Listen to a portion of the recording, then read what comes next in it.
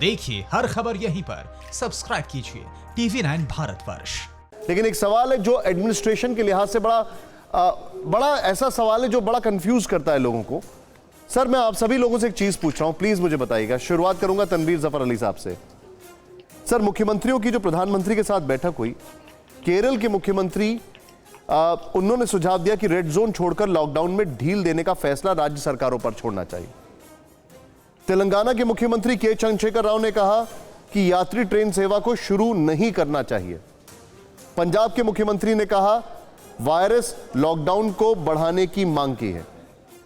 ममता बनर्जी ने केंद्र और पर राज्य के काम में हस्तक्षेप करने के आरोप पहले भी कई बार लगाए, उस दिन भी लगाए। अब मैं आपसे जो जानना चाहता हूं वो ये है, हमारा जो सिस्टम है वो चीन का सिस्टम नहीं है। कल हमारा आंकड़ा चीन को पार कर गया। हमारा थोड़ा अलग मामला है। यहां पर सबका साथ और सबका विकास की बात होती है। अब राज्यों की अलग अलग मांगे हैं, उसमें केंद्र सरकार कैसे बैलेंस आउट करे, और हर राज्य के अलग डायनामिक्स हैं। ये होगा कैसे? How to strike a balance? देखिए निशांत जी, इसमें राज्य सरकारों से उनका मत लेना बहुत ज़रूरी है कुछ चीज़ों में। तो जैसे कि आपने अभी बताया केरल का या बंगाल का या कहीं का। नंबर 2, सारे मुख्यमंत्री हों चाहे पॉलिटिकल पार्टीज वाले हों, इस वक्त सबको एकजुट होके इस ट्रेजेडी का मुकाबला करना है। इसमें पॉलिटिक्स नहीं आनी चाहिए। बिल्कुल ठीक कह रहे हैं। और अगर ये फैक्ट है कि राज्य सरकारों का मत लेना बहुत ज़रूरी है कि क्या खुलना है क्या नहीं खुलना है। और जहाँ तक अभी ये मैंने जितना ये सुना है कि स्कूल कॉलेजेस में अभी डिले करना चाहिए, रेस्टोरेंट्स, थिएटर्स, मॉल्स में डिले करना चाहिए, डिस्टेंस एजुकेशन से ऑनलाइन लर्निंग हो।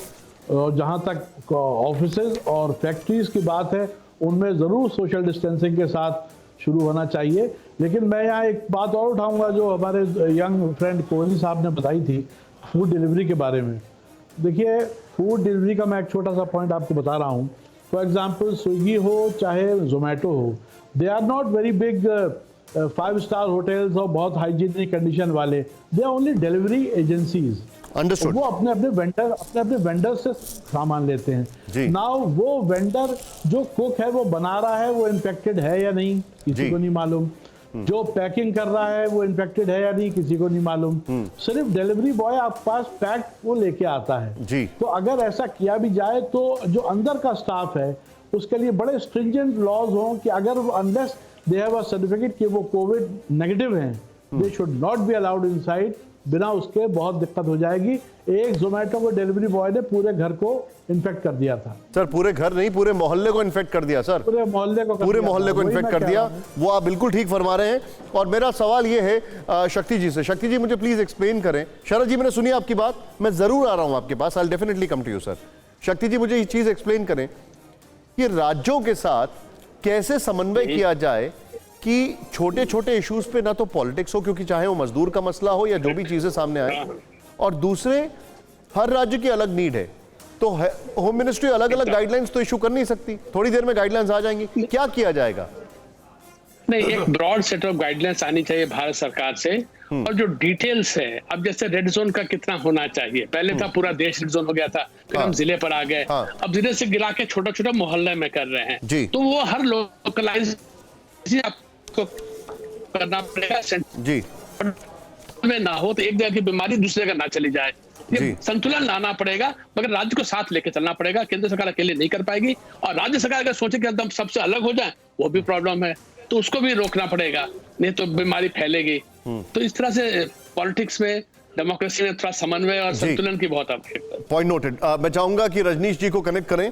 अभी आपकी जानकारी के लिए दर्शकों को मैं बताना चाहूंगा, हालांकि रेड जोन भी डिटरमाइन करने का तरीका हर राज्य का अलग अलग है, लेकिन उत्तर प्रदेश में सबसे ज्यादा 19 रेड जोन हैं, और उसके बाद महाराष्ट्र में 14, दिल्ली में 11, छोटा राज्य है, छोटा ही जगह है, फिर भी 11 हैं, तमिलनाडु में 12, ये अभी तक का आंकड़ा हमारे सामने है। मध्य प्रदेश में 9, 6 हैं तेलंगाना में, ये आंकड़े हमारे सामने हैं। अगर ऑरेंज जोन की बात की जाए, उत्तर प्रदेश में 36 ऑरेंज जोन है, 24 है तमिलनाडु में, और मध्य प्रदेश में 19, महाराष्ट्र में 16, गुजरात और हरियाणा में 19 और 18 और गुजरात में 9 रेड जोन भी हैं, ये भी आपको मैं बताना चाहूंगा।